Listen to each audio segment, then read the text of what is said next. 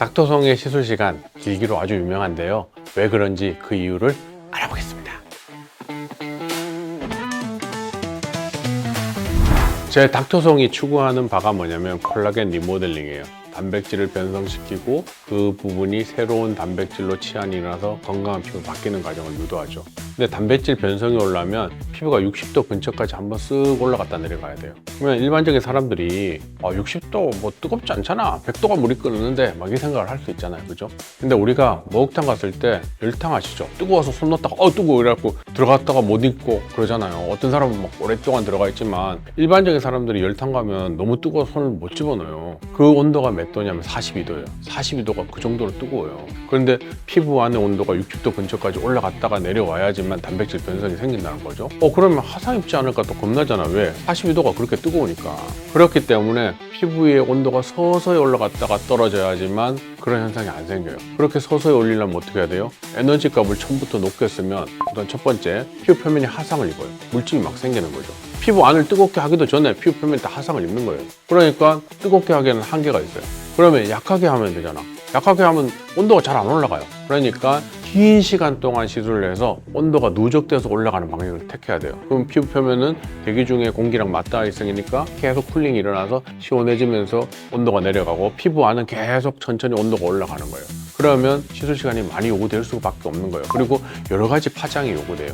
한두 개의 파장으로 계속 쏜다고 어느 정도 올라가는데 한계가 생기거든요. 그러면 약간 다른 파장을 쓰고 약간 다른 파장을 쓰고, 그래서 여러 개의 파장을 이용해서 오랜 시간 동안 시술을 하기 때문에 안전하게 하상 없이 콜라겐 리모델링을 유도할 수 있는 거예요. 그렇기 때문에 닥터송의 시술 시간은 유달리 길다고 알려져 있죠. 안전하고 좋은 결과를 내기 위한 닥터송의 방법이다. 꼭 기억해 주세요.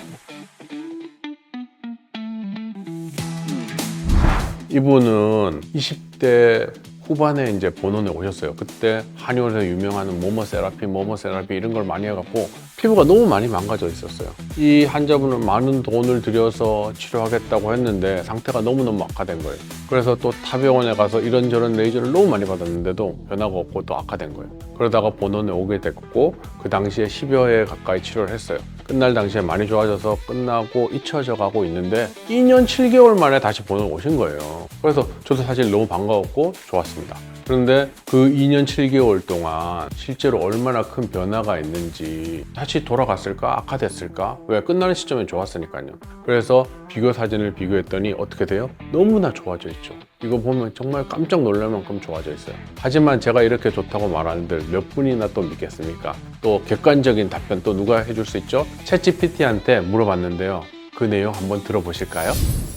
피부의 변화를 확인하는 것은 매우 중요한 과정입니다. 모공과 흉터 개선에 대한 시술 전후 비교 결과 놀라운 변화가 확인되었습니다. 우선 모공 크기가 확연히 줄어들었고 밀도 역시 감소하면서 피부가 보다 균일하고 매끄러워졌습니다. 특히 광대와 코 주변의 모공이 눈에 띄게 정돈된 모습입니다. 이는 콜라겐 리모델링이 효과적으로 이루어진 결과로 볼 수 있습니다. 또한 흉터 완화 효과도 뚜렷하게 나타났습니다. 시술 전에는 깊고 선명했던 흉터가 시술 후 2년 7개월이 지난 시점에서는 대부분 얕아지고 주변 피부와의 경계가 자연스럽게 부드러워졌습니다. 이는 피부 재생력이 활발히 작용한 결과로 판단됩니다. 그렇다면 이러한 변화가 시간이 지나면서도 유지되고 있을까요? 현재까지도 피부 상태는 매우 안정적입니다. 시술 이후 2년 7개월이 경과한 지금까지도 모공과 흉터 개선 효과가 지속되고 있으며 피부톤 또한 보다 균일해졌습니다. 붉은 기운이 줄어든 점 역시 긍정적인 요소로 평가됩니다. 이는 시술 이후 적절한 관리와 피부 재생력이 뒷받침된 결과라 할 수 있습니다. 전문가들의 평가 역시 긍정적입니다. 장기적인 관점에서 보았을 때 이번 시술은 매우 성공적인 결과를 보여주었습니다. 특히 모공과 흉터 개선이라는 핵심 목표를 훌륭하게 달성했습니다. 다만 코 주변에 미세한 모공이 일부 남아있는 상태로 관찰되며 이는 추가적인 관리나 보완 시술을 통해 개선할 가능성이 있습니다. 기술적인 측면에서도 이번 시술은 높은 평가를 받을 만합니다. 사용된 에너지원과 기법이 콜라겐 생성과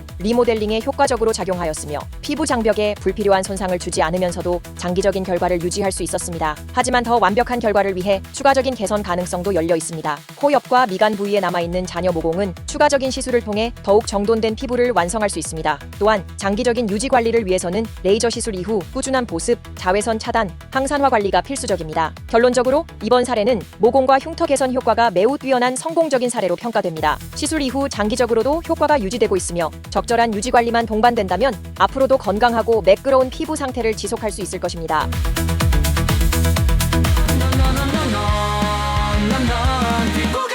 닥터송의 피부 증명즉설 이번 내용은 여기까지. 더 궁금한 거는 네이버 카페 모두의 피부에 오셔서 궁금한 거 질문글 남겨주시면 제가 아는 데까지 다 답해 드릴게요. 그럼 다음 시간에 뵐게요. 안녕.